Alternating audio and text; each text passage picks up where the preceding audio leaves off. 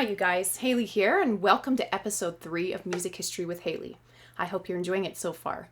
Today we're going to be covering the song The Last Rose of Summer, and it's a very beautiful piece, and I first heard it and fell in love with it when I heard Midori play her variations on it.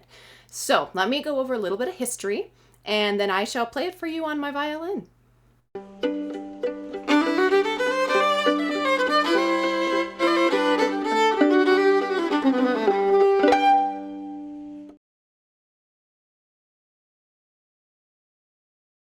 So The Last Rose of Summer was written by Thomas Moore, an Irish poet, in 1805. He was staying in Jenkinstown Park in County Kilkenny, Ireland. So this is where he was inspired by a specimen of Rosa Oldbush, and thus he wrote this poem. This poem depicts somebody later in their life who've lost all their friends and family, and they are the last ones, and that loneliness that they might feel. I think he saw this rose. It was the last rose of the summer, and it saw all of its counterparts scattered on the ground, scentless and gone, and it was the last one standing alone. So let me read this poem for you because it's actually very beautiful. "'Tis the last rose of summer, left blooming alone. All her lovely companions are faded and gone. No flower of her kindred, no rosebud is nigh, to reflect back her blushes, to give sigh for sigh. I'll not leave thee, thou lone one, to pine on the stem. Since the lovely are sleeping, go sleep thou with them. Thus kindly I scatter thy leaves o'er the bed, where thy mates of the garden lie scentless and dead. So soon may I follow when friendships decay, and from love's shining circle the gems drop away. When true hearts lie withered and fond ones are flown, oh, who would inhabit this bleak world alone?" So the poem was originally set to a traditional Irish tune called Aisling an Oigfir, or A Young Man's Dream, or sometimes known as The Groves of Blarney. Now, it was put together by a Sir John Stevenson, who was Mr. Moore's collaborator, and it was published, the song and the poem were published together in December of 1813 in Moore's book, Volume 5, called A Selection of Irish Melodies.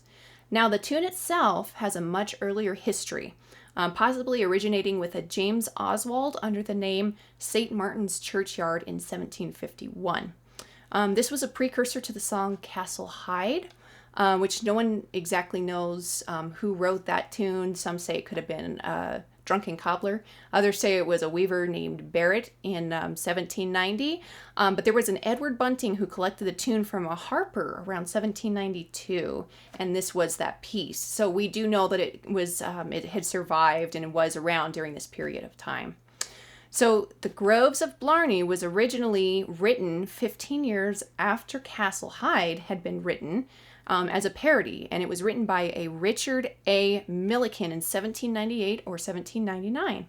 And he wrote this song to ridicule the songs that ignorant Irish village bards compose and keep composing, songs like Castle Hyde, which I guess was originally supposed to be a humorous piece. So Milliken wrote The Groves of Blarney to kind of parody that. Then S. Holden published a book called A Collection of Old Established Irish Slow and Quick Tunes in 1805, 1806 in Dublin, and he was the one who put The Groves of Barley in his Blarney in his book.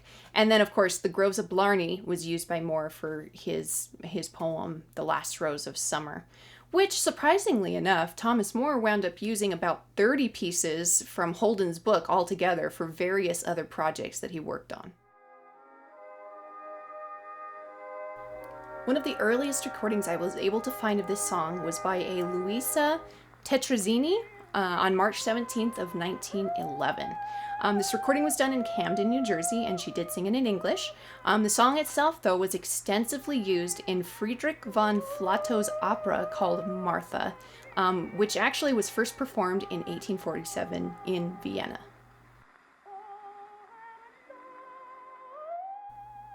This song has been referenced as themes and variations in the 19th and 20th centuries, probably the most famous being noted as Ludwig van Beethoven. His number 6, Sad and Luckless, was the season in Volume 2 of his Irish songs. and as number 4 of his 6 national airs with variations, Opus 105 for flute and piano. It also became popular in Japan in the late 1800s. The melody was known as Niwa no Chigusa, or the plants in the garden. And then the poem itself was adapted by Tadashi Satomi and published as The Songs for the Elementary Schools in 1884. It has also been recorded by various modern artists, such as Charlotte Church, Judas Priest, Bing Crosby, and Sarah Brightman, and even Kanye West referenced the poem in his song Blood on the Leaves. The Last Rose of Summer has also been featured in video games, movies, and TV shows.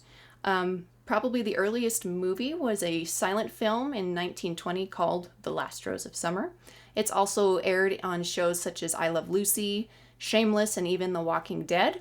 And it's been in video games, Endless Ocean 2, Adventures of the Deep, and also Mafia 3. All right, you guys, so there's a little bit of history on The Last Rose of Summer. Now, let me play my rendition of the tune for you on my violin.